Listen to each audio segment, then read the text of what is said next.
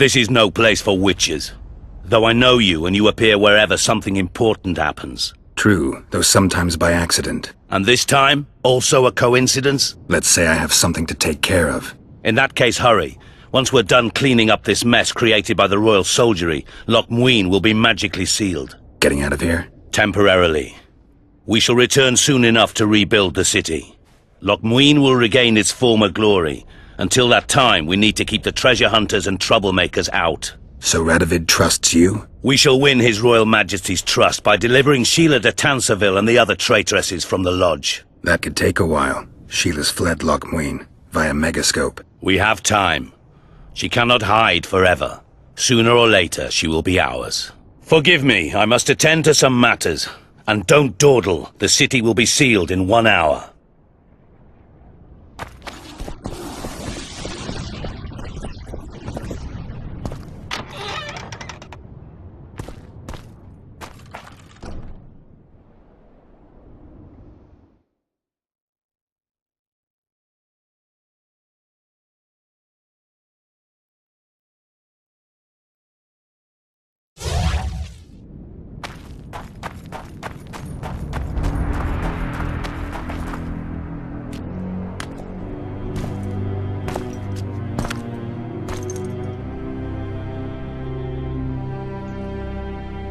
Took you a while.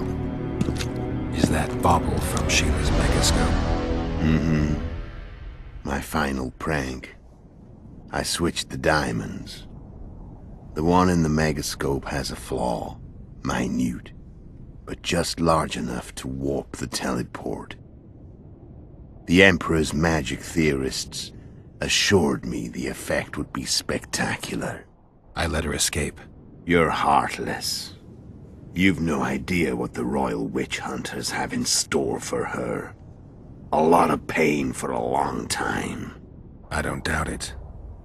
So, ready to lay your cards out on the table? No matter the game, there comes a point when all the players need to show their cards. I love that moment. But first... vodka? I only drink with friends. What about old acquaintances? Eh?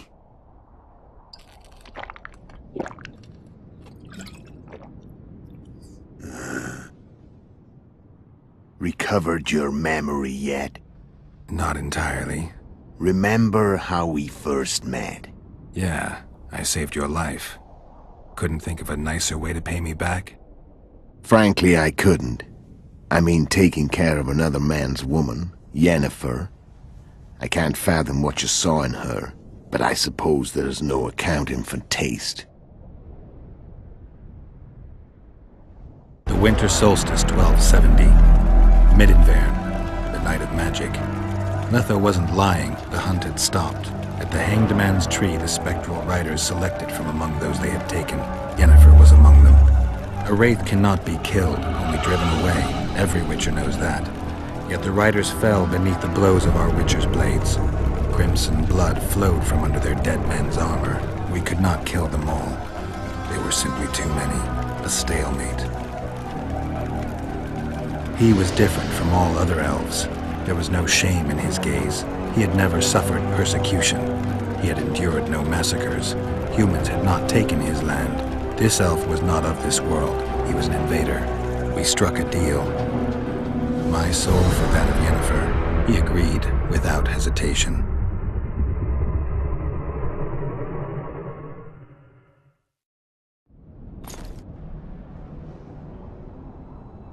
Back with me, friend. Got the feeling you left for a minute. Memories. I remember the Hanged Man's Tree and the Wild Hunt. I remember the exchange. Me for Yennefer. So, cards out on the table. Unless you chase me all that way just to kill me. I chased you for lots of reasons. You owe me some explanations to start with. Let's say I do. Tell me about Yennefer. What happened after I departed? She was feverish for several days. Delirious. In agony. We thought that was it. She was on her way out. Somehow she recovered. But even then she was disoriented. Amnesia like you. What then? Well, the woman turned out to be quite a character. Throwing temper tantrums, trying to seduce orcs, trying to drive a wedge between us. After you so nobly sacrificed yourself, we thought it'd be dumb just to leave her somewhere. She wouldn't have survived more than a month. The whims and vigor of a duchess, but she was just a sorceress with no memory. We were in the heart of the Empire. And as I'm sure you know, Geralt, in Nilfgaard, mages who behave like that either drop their bad habits quickly, or are drawn and quartered by horses in the middle of Victory Square. So I heard. So we set out, wandered through the provinces. Everywhere we went, she got in trouble and we pulled her out. And then one day they captured us. Imperial Secret Police. Me, Ox, Sarret, and Yennefer. Imperial Secret Police? Mm-hmm. We were separated, and they questioned us. Long and thoroughly. But it was uneventful, no violence. That's how I met Vatia de Rideau.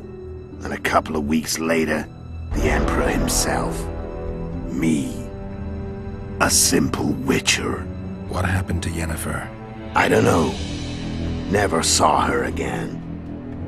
The Emperor offered me a mission in the northern kingdoms. As for Yennefer, I had the feeling she was somehow important to Emir. As I see it, they learned of the Lodge from her. Those Imperial spooks have their ways. All I heard is that Vatir had his men watch Yennefer closely throughout the time she was at the palace. Then we went off to slay the kings of the north. And that's where my knowledge ends. So she's in the Empire? She was when I left.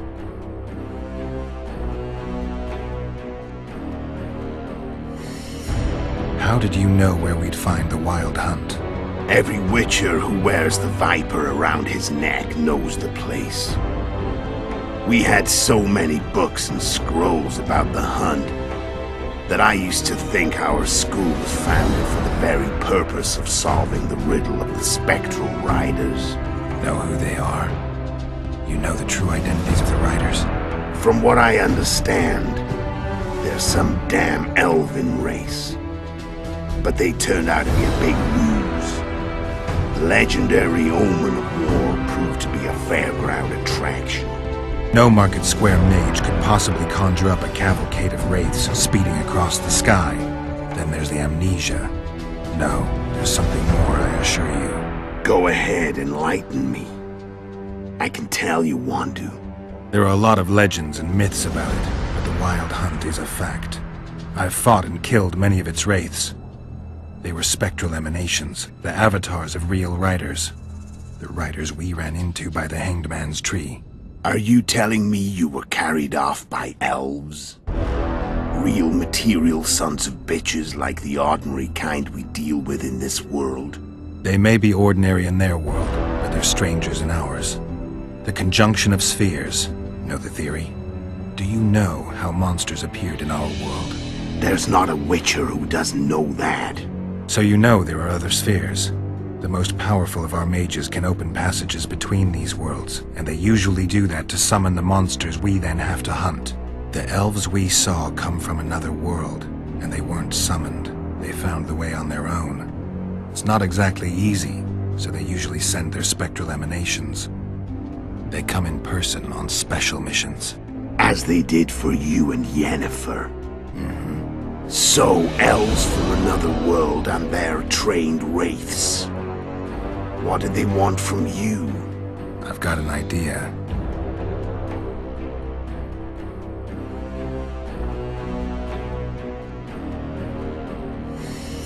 I'm done talking.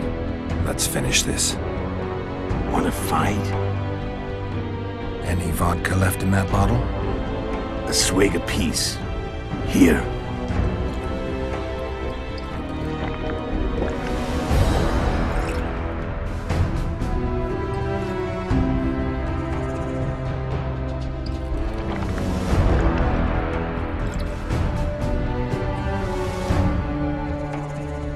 The Imperial army is probably crossing the Yaruga as we speak.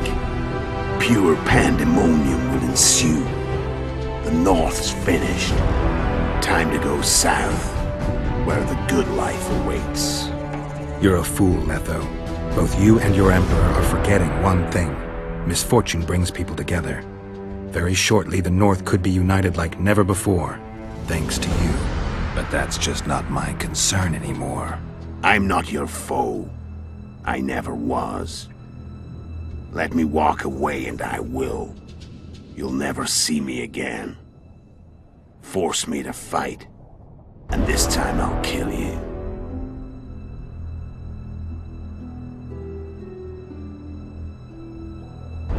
Time to fight. Ready? As I'll ever be. You fear death. Stop whining and fight. I said fight.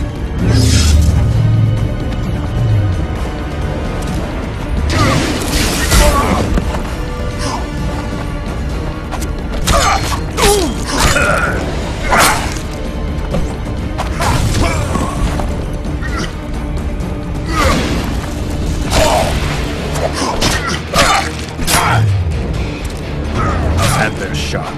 I'd better. I can tell already. Of course you can. You tire quickly. I'm tired of that talking. I don't want to kill you. And I'll kill you. You're nowhere near my level. Of course not. Kingslayer. I've had enough of this dance. Goodbye, Geralt.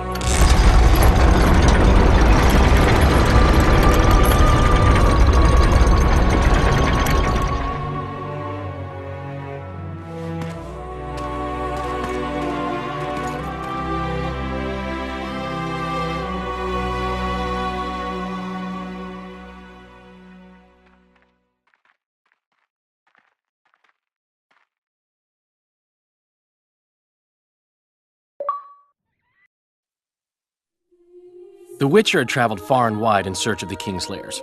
Along the way, he had met both the righteous and scoundrels, Bernard Laredo amongst the latter.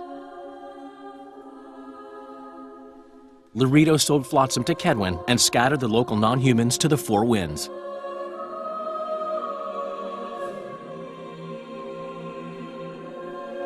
Flotsam became a military base.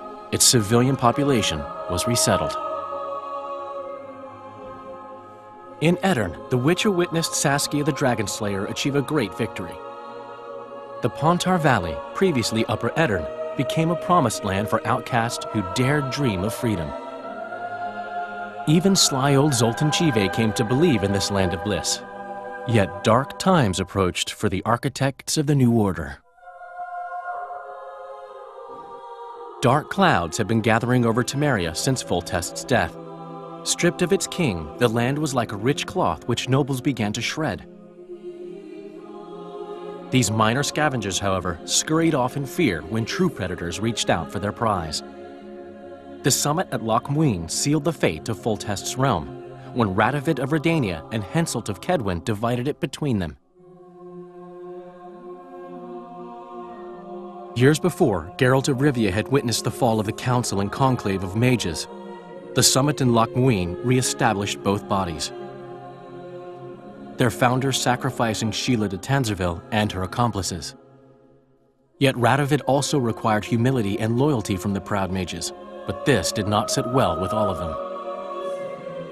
It was a time of great uncertainty, of rape accomplished by royal decree. Yet as troubled as the days seemed, we, who had in some way shaped the world's fate, finally received some respite. Zoltan resumed the quest for his beloved's hand, and I laid my head in the laps of the muses. Who could have known this tempest which had ravaged the north was but a harbinger of darker days, and the preamble to an entirely new tale of Geralt of Rivia.